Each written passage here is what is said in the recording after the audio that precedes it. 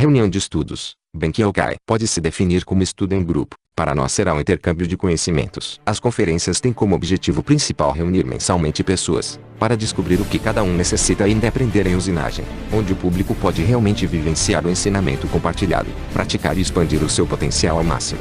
Todos os participantes poderão trazer outros exemplos de temas da atualidade, falar sobre uma nova tecnologia, informática, automação, bem como para colaborar tirando dúvidas dos demais, com as conclusões, críticas e sugestões para o melhoramento e aperfeiçoamento dos próximos eventos. Variar, com as matérias, abrir debates, vivenciando o intercâmbio de conhecimentos. Esse é o desafio número 1 do primeiro Benkyoukai de 2019. Além disso, cada participante pode compartilhar o seu próprio conhecimento com os demais, adeptos e leigos. É imprescindível que façamos juntos um trabalho de continuidade onde será disponibilizado os links de módulos de estudos. A dinâmica de grupo pode propiciar uma melhor integração entre os participantes das reuniões de bate-papo. Com o decorrer dos vídeos serão promovidos seminários com o objetivo de fazer com que os participantes vivenciem na prática o uso de máquinas de usinagem. Vamos lá começar a série Benkyoukai. Conhecendo a máquina, centro de usinagem. As máquinas convencionais de usinagem, basicamente são compostas de 3 eixos cartesianos. Exemplos de máquinas e suas disposições dos eixos. Em uma fresadora universal temos: primeiro eixo na longitudinal, o eixo X. Segundo eixo na transversal, o eixo Y. Terceiro eixo na vertical, o eixo Z. Além dos eixos principais também temos os rotativos A, B, C. Entendendo a regra dos eixos rotativos, representados em letras alfabéticas, os lineares são X, Y, Z. E os rotativos aos mesmos são eles A, B, C. Então temos o eixo que gira em torno do eixo X é o eixo A. Assim sucessivamente o eixo C e o eixo B, girando em torno de Y e Z. O sentido angular do giro dos eixos rotativos podendo ser para mais ou para menos. Outros 3 eixos paralelos, a X, Y, Z, são denominados por eixos secundários, U, V, W. Vejamos o exemplo de uma mandreladora a multifusos. De 5 eixos temos outros eixos. Primeiro eixo na longitudinal, o eixo X. Segundo eixo na transversal, o eixo Z. Terceiro eixo na vertical, o eixo Y. Quarto eixo, paralelo ao eixo Z, temos o eixo W. Quinto eixo, axial ao eixo Y, temos o rotativo B. Nota como visto não existe uma ordem, nem mesmo uma quantidade definida. E para as disposições para cada eixo, estes são definidos pela fabricante do equipamento, suprindo as necessidades de cada processo de fabricação de peças. O que é comando numérico? O movimento de uma mesa de máquina convencional é acionado pelo operador que gira uma manivela. Manipulo. O posicionamento preciso é realizado pelo operador, que conta o número de voltas a ser dada na manivela com graduações no dial, anel graduado. Na atualidade, hoje é digital. No CNC o programa é especificado a direção e o comprimento do movimento da mesa. O CNC interpreta os comandos em letras do alfabeto e números sequenciais. Então é acionado um servomotor que gira no lugar da mesma manivela. A diferença está no contador de voltas, que é um moderno sensor eletrônico, muito preciso denominado encoder. Os mais recentes têm 16 milhões de pulsos em sua escala angular, nanomilimétrica. Culminar das 3 tecnologias, máquinas ferramenta, automação, informática e a ansiedade evolutiva humana trouxeram-nos hoje as possibilidades de construir peças e insumos de extrema complexidade e precisão. É possível, por exemplo, perceber a evolução nos designs dos automóveis, que há 20 anos tinham formas rudimentares, que de certo modo nos davam a impressão de sobra de materiais. Hoje, quando nos colocamos no interior de um bom carro, parece que tudo é muito justo. As formas são bonitas, tem-se a impressão nítida de mais conforto, mais espaço, a ergonomia dos assentos, pedais e monoplaça são impecáveis. Sem quase percebermos em tudo isso esta implícita evolução do CNC e as ferramentas afins, como os CAD e CAMs e máquinas ferramentas. Na década de 1940, o então criado pelo Instituto de Tecnologia de Massachusetts, controle numérico, o CNC, foi introduzido na indústria mudando radicalmente os processos industriais. Perfis de alta complexidade são facilmente usinados, agilizou as linhas de montagens e tornou-as mais flexíveis. Os americanos, alemães e os japoneses começaram a desenvolvê-los para as máquinas de manufatura, transformando os tornos e fresas em máquinas mecatrônicas, e depois comerciá-las para o mundo. Logo este mesmo precisaria de uma linguagem que todos poderiam entender para sua operalização. Daí junto à Organização Internacional de Normalizações, conhecida pela sigla ISO, ou ISO, deu-se o nome de programa CNC. Uma sequência de códigos, pré-estabelecidos por letras alfabéticas tendo um conjunto de funções, que interpretado pelo CNC, movimenta-se os eixos da máquina de acordo com o propósito do operador. Adotaram algumas prerrogativas, uma delas a distinção entre código G, general ou reparatório, e código M, miscelâneas. Vamos lá, então entender os dois principais grupos de programação CNC. As funções preparatórias G, fazem com que as máquinas CNC se comportem de uma forma específica, quando acionadas, ou seja, enquanto tal, G seguido de alguns números, estiver acionado o comportamento da máquina será de tal modo, até que seja substituído por outro código. Exemplos: G00 o movimento será executado na velocidade máxima de cada eixo. G02, todo o movimento circular no sentido anti-horário, será a interpolação de 2 pontos, formando um raio, e assim por diante. Quer dizer que os códigos G irão interferir no comportamento da máquina, enquanto os códigos das miscelâneas, é o nome dado a um emaranhado de tarefas complementares, inerentes aos processos de usinagem. As funções M seguidos de números, agem como botões, liga ou desliga certos dispositivos tais como o óleo refrigerante, acionar o extrator de cavacos. Outras atribuições também são dadas pelos códigos M, que veremos no decorrer dos vídeos. Antes de tudo, para que possamos começar a entender o programa CNC, vamos recordar da linguagem, as novas tecnologias, atribuídas nas inúmeras aplicações aos centros de usinagem, que será o primeiro objetivo desse estudo. A linguagem, das aplicações utilizadas em cortes de peças. A nomenclatura da máquina ferramenteira se dá por conta das diversidade de ferramentas utilizadas, em um vasto campo de aplicações de usinagem. No passado, o ferramenteiro, nome dado ao profissional que faz ferramentas, por sua vez, primeiramente se fazia uma ferramenta de corte, com um perfil esculpido em uma lâmina de aço mais duro, para poder usá-la para formar um perfil em uma peça. Hoje isso mudou, as ferramentas já vêm com seu perfil definido e raramente precisamos fazer a ferramenta, mas continuamos utilizando uma grande gama de ferramentas. Contudo, o linguajar destes ferramenteiros também sofreu uma revolução devido às novas aplicações atribuídas pelas novas ferramentas e estratégias de corte permitidos então pela máquina CNC. Faceamento consiste em facear uma peça no intuito de deixá-la plana. São diversas ferramentas empregadas nesta aplicação. Freses de topo convencionais ou cabeçotes de fresamentos com dentes postiços, conhecidos por insertos. Rebaixos são os fresamentos abaixo da linha ou face superior da peça. Fresamento de canais, podendo ser abertos os rasgos ou canais, por fresas de topo, ou discos de fresamentos. Ferramentas com diversos perfis e tamanhos, variando de acordo com a sua aplicação. Bolsões e interpolações são as aplicações de perfilamento da peça, sendo elas concavas ou convexas. Utilizando fresas de perfis redondos ou agudos, a máquina CNC vai ligando ponto a ponto as minúsculas linhas de trajetórias do programa, formando perfis lisos ou raiados de diversas geometrias.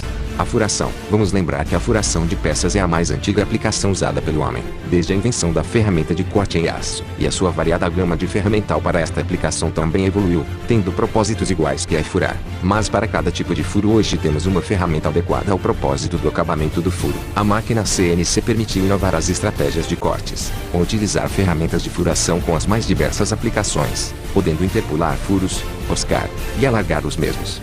Vimos alguns dos principais modos de fresamentos possíveis utilizando uma máquina CNC, com as mais diversas ferramentas.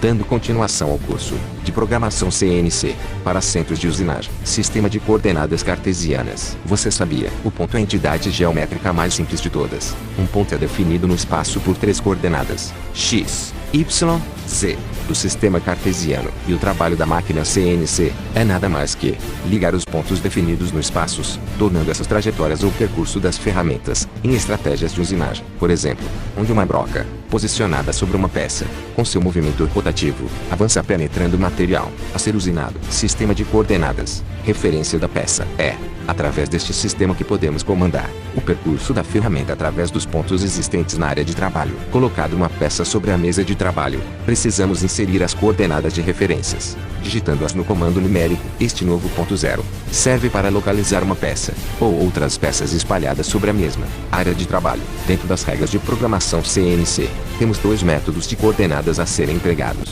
Sistema de coordenadas absolutas, ou incrementais, são elas. Sistema de coordenadas absolutas. Neste sistema, a origem é estabelecida em função da peça a ser executada. Para tanto, pode-se estabelecer em qualquer ponto do espaço dentro do alcance dos eixos da máquina. Um ponto qualquer estará sempre corretamente definido, através de 3 coordenadas.